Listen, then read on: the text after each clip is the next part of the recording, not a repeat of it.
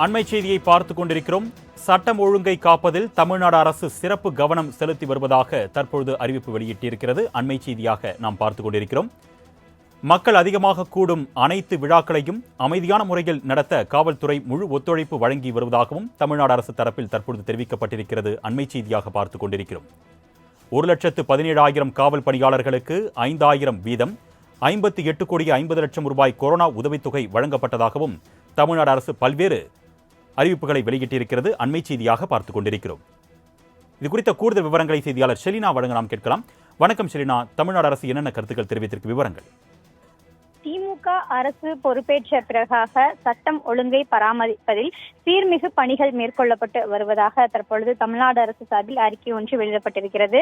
அதில் குறிப்பாக 1.17 லட்சம் காவல் பணியாளர்களுக்கு 5,000 வீதம் என 58.50 கோடி ரூபாய் என்பது கொரோனா உதவித்தொகையாக வழங்கப்பட்டிருப்பதாகவும், அதே போல 44.46 கோடியில் புதிய ஆவடி மற்றும் தாம்பரம் காவல் ஆணையரகத்திற்கு வாகனங்கள் வழங்கப்பட்டிருப்பதாகவும், அதே போல 58 புதிய மகளிர் காவல் நிலையங்கள், 21 புதிய தீயணைப்பு மீட்பு நிலையங்கள், அதே போல சிறைவாசிகள் பயன்பாட்டிற்கு என்று 1 லட்சம் புத்தகங்கள் என பல்வேறு நடவடிக்கை என்பது தொடர்ச்சியாக மேற்கொள்ளப்பட்டு வருவதாகவும், தமிழ்நாடு காவல்துறை தலைவராக திகழ்ந்த அருள் எழுதிய போலீஸ் டைரி என்னும் நூல் மறைந்த முன்னாள் முதலமைச்சர் கருணாநிதி அவர்கள் காவல் ஆணையம் வழங்கி இருக்கக்கூடிய பரிந்துரைகள் மற்றும் நிதிகளால் இந்தியாவிலேயே முதல் முறையாக 1971 தமிழ்நாடு காவல்துறை நவீனமயமாக்கப்பட்டிருக்கக்கூடிய பணிகள் தொடர்பாகவும் இதில் எழுதப்பட்டிருப்பதாகவும், அதே போல சட்டம் ஒழுங்கை காப்பதில் திராவிட மாடல் அரசு என்பது தொடர்ச்சியாக சாதனை படைத்து வருவதாகவும்,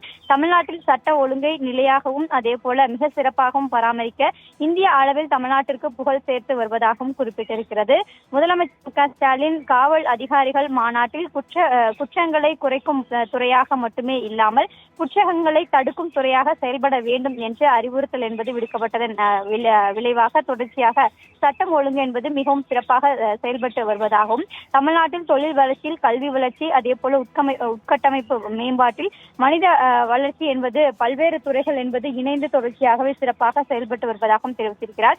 எனவே சட்ட ஒழுங்கை தொடர்ந்து தமிழ்நாடு அரசு சிறப்பாக செயல்பட்டு வருவதாகவும், மக்கள் அதிகமாக கூடும் அனைத்து விழாக்களையும் அமைதியான முறையிலும் நடத்தப்பட்டு வருவதாகவும் தெரிவித்திருக்கிறார்கள். 18 ஆண்டுகளாக நின்று போயிருந்த சிவகங்கை கண்டதேவி அருள் திருக்கோவிலை பொறுத்தவரையிலும் அந்த தேரோட்டத்தில் எந்த பிரச்சனையும் இல்லாமல் சுமூகமாக நடத்தி காட்டியிருக்கிறது திமுக அரசும் என்றும் குறிப்பிட்டிருக்கிறார். குறிப்பாக தமிழ்நாட்டில் கடந்த 3 ஆண்டு காலத்தில் பல்வேறு சாதனைகளை சிறைத்துறை அதே போல காவல்துறை சார்பாக செய்யப்பட்டு வருவதாகவும் தற்பொழுது இதன் மூலமாக தெரிவிக்கப்பட்டிருக்கிறது. விரிவான தகவல்களுக்கு நன்றி ஷெலினா.